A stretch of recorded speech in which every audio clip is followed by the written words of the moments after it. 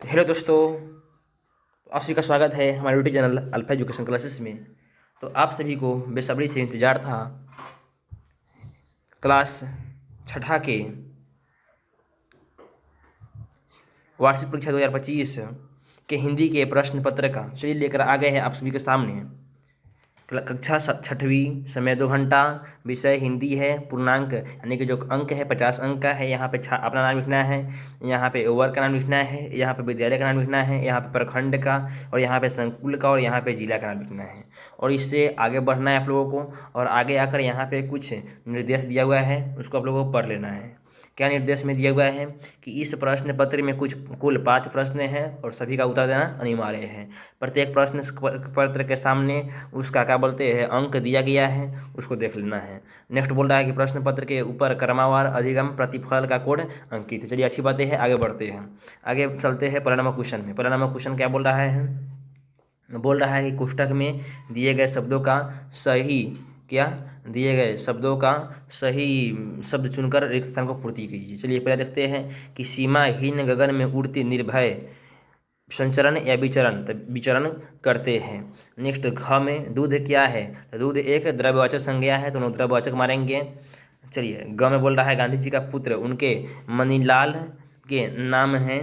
आगे बोल रहे हैं घ में कन्नौज में शेरशाह सूरी हुमायूं का युद्ध कब हुआ था? 1545 में कि 1540 में? 1540 में हुआ था, 1540 मारेंगे। आगे बढ़ते हैं। अंग में अनंत में अन्न क्या है? तो अनंत में जो अन्न है, अन्न आगे आ रहा है, तो जो आगे आता है उसको बोलते हैं उपसर्ग, तो यहाँ पर क्या हो जाएगा? उपसर्ग।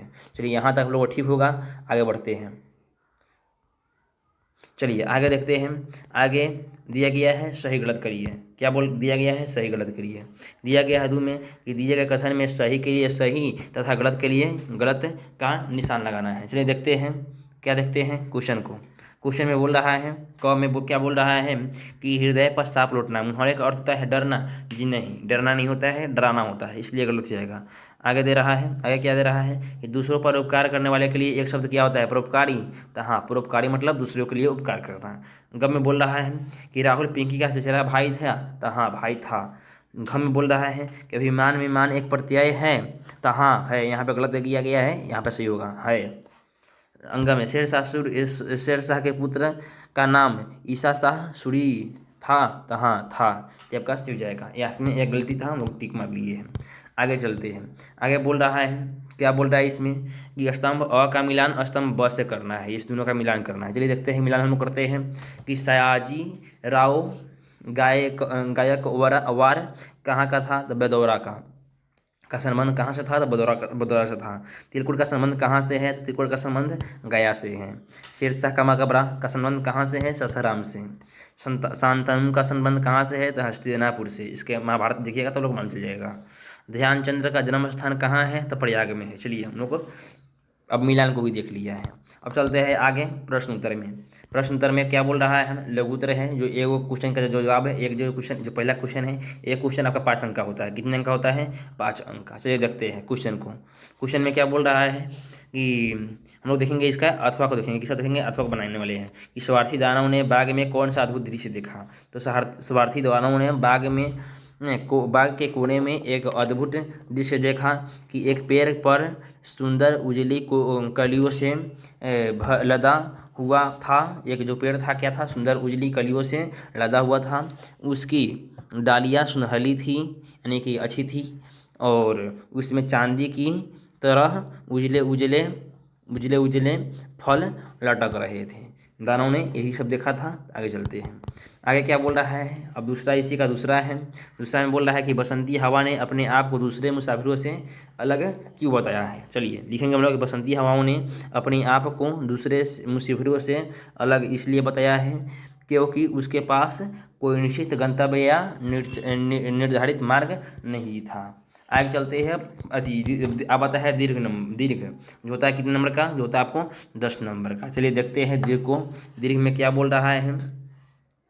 दीर्घ में जो क्वेश्चन है बोल रहा है क्वेश्चन कि गांधी जी ने अपने पत्र के माध्यम से अपने पुत्र को क्या शिक्षाएं दी। चलिए देखते हैं आंसर को।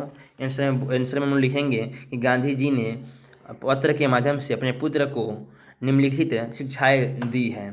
कौन कौन सी शिक्षाएं हैं तो हम लोग लिख दिए, हम यहाँ पॉइंट पॉइंट से हम लोग यहाँ पे पॉइंट पॉइंट से लिख दिए हैं। पहला पॉइंट में क्या दे रहा है, तो पहला पॉइंट में दे रहा है कि आहार पर विशेष ध्यान देना चाहिए, कि जो भोजन हो उस पर विशेष ध्यान देना चाहिए और संयमित जीवन शैली अपनानी चाहिए, यानी कि संयम के साथ जीवन को अपनाना चाहिए। ये हो गया।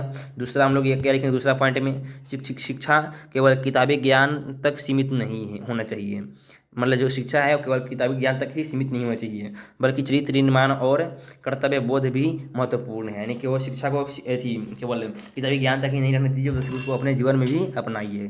तीसरा में अपने कर्तव्य को निष्ठापूर्वक पालन करना सीखना चाहिए, यानी कि अपने कर्तव्य जो है, जो आपका कर्तव्य है पढ़ाई करना, उसको एकदम निष्ठा से करना चाहिए। अब चलते हैं, तो इस तरह से हम लोगों ने जो कक्षा क्या थी, जो छठी थी, उसको पूरी तरह से इसके पेपर को पूरी तरह से समझाने का प्रयास किया है। अगर आपको वीडियो अच्छी लगी हो तो वीडियो को लाइक करना और चैनल पे नए हो तो चैनल को सब्सक्राइब करना। चलिए मिलते हैं इस प्रकार के नेक्स्ट वीडियो के साथ, तब तक लीजिए हिंद दोस्तों।